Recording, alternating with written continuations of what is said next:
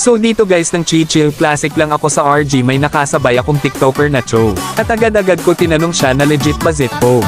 At ito pa sinabi ko sa kanya yung top universe Cho sa TikTok na feeling malakas. At ito yung mga sinabi niya. Fake, at sino ka ba? Ababa din niya ata ako, kilala na nag-change name lang si Chris Mode. At ito yung sinabi ko sa kanya, pakitaan kita Zippo kung gaano kalakas ang isang Chris Mode. At sabi niya, Magandang laban to.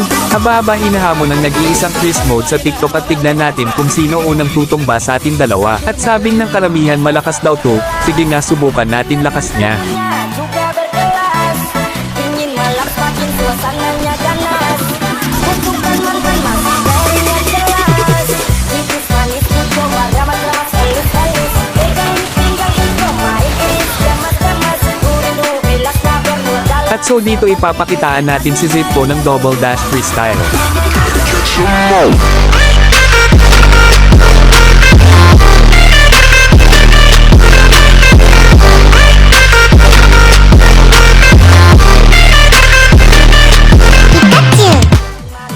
Bisa dihiraukan ku darinya saat kita diranjang.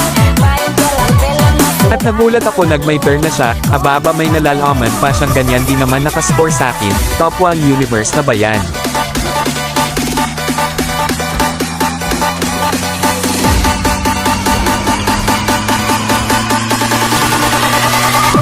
Ababa bumabawi na si Idol, tignan natin mamaya kung sino ang magwawagi.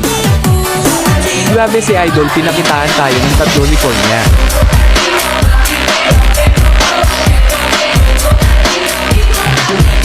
Zippo, yan lang ba kaya mo? Akala mo ba matatapos muna? Nagkakamali ka kaya kung gagawin iay yung top 1 universe mo, ipapatikim kita hindi mo talaga makalimutan ang mahiwagang spawn trap.